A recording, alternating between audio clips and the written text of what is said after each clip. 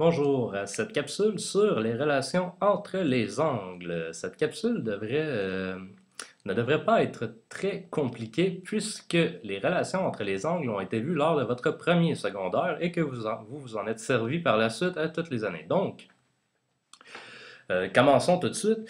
Vous voyez ici, je fais une représentation graphique, d'accord, d'un paquet de lignes qui se croisent. En fait, c'est des segments de droite. Le segment BE et le segment FI sont parallèles et le segment AK est une séquente à mes deux parallèles BE et FI. La séquente AJ est spéciale car elle est perpendiculaire à mes deux parallèles.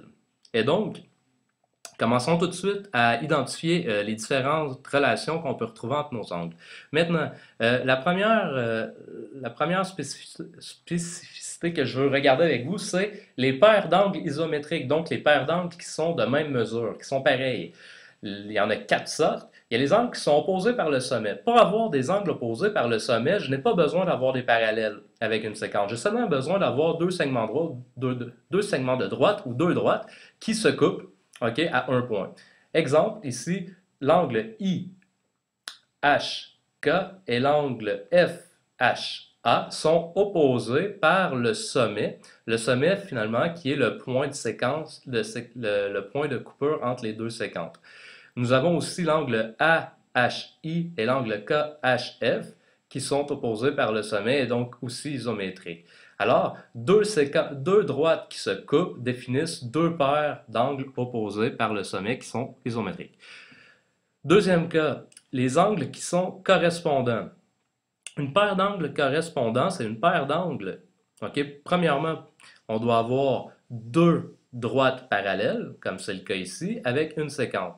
Et les angles correspondants se retrouvent du même bord de la séquente. Donc ici, exemple, on peut prendre les angles qui sont en haut et se retrouvent du même côté des parallèles. Exemple ici, on se retrouve à gauche des parallèles. Et donc l'angle ADE et l'angle AHI sont deux angles correspondants, donc une paire d'angles correspondants qui sont congruents. On pourrait nommer d'autres paires d'angles qui sont correspondants. L'angle IHK et l'angle EDK sont des angles correspondants congruents. Pourquoi? Parce qu'ils sont du même côté de ma séquence et qu'ils sont tous les deux à droite de mes parallèles. Maintenant, les angles alternes-internes, ben, ça le dit dans le nom. Hein? Ils alternent d'une part et d'autre de ma séquence et sont internes, donc sont à l'intérieur de mes deux parallèles. Exemple, l'angle EDK et l'angle FHA. Ces deux angles sont de part et d'autre de la séquence de mes deux parallèles et sont à l'intérieur des deux parallèles.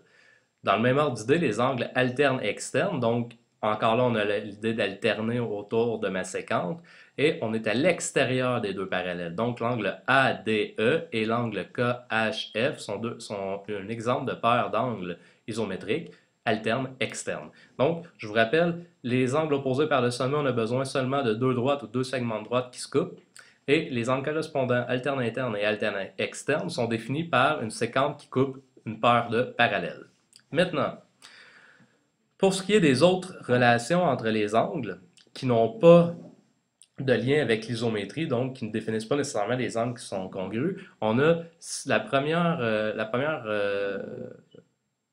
dans le fond, vérité sur les triangles, c'est que la somme des angles intérieurs d'un triangle donne 180 degrés. Autrement dit, l'angle CAD plus l'angle CDC plus l'angle DCA me donne 180.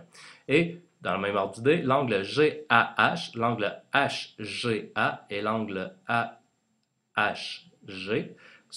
la somme donne aussi 180 degrés. Toutes les sommes, que je prends n'importe quel triangle, et que j'additionne les trois angles, ça va toujours me donner 180. Deuxième relation intéressante, les angles qui sont complémentaires. Qu'est-ce qu'un angle complémentaire?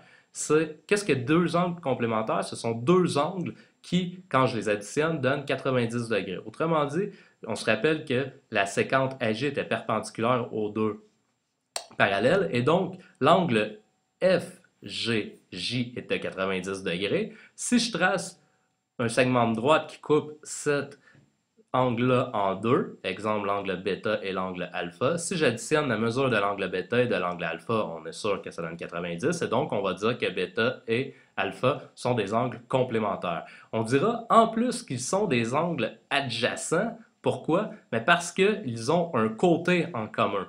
D'accord? Maintenant, des angles qui sont supplémentaires définissent deux angles qui, quand ils sont sommés, nous donnent 180 degrés. Exemple, l'angle ADE, d'accord, et l'angle IHK, si je les additionne, ils me donnent 180 degrés. Et ils sont donc supplémentaires.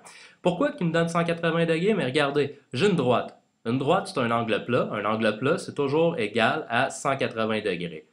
OK? J'ai le segment de droite DE qui sépare mon angle de 180 en deux angles.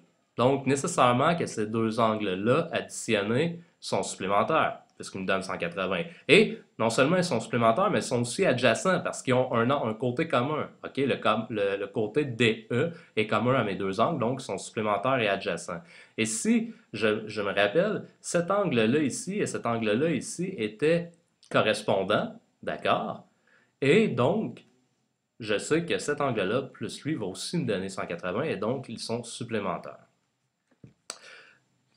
Voici ce qui complète cette capsule sur les relations entre les angles. Réécoutez-la au ralenti si vous voulez pour prendre vos notes. Très important en fait de prendre les notes et de comprendre bien chacune des relations qui étaient expliquées dans cette capsule. Merci.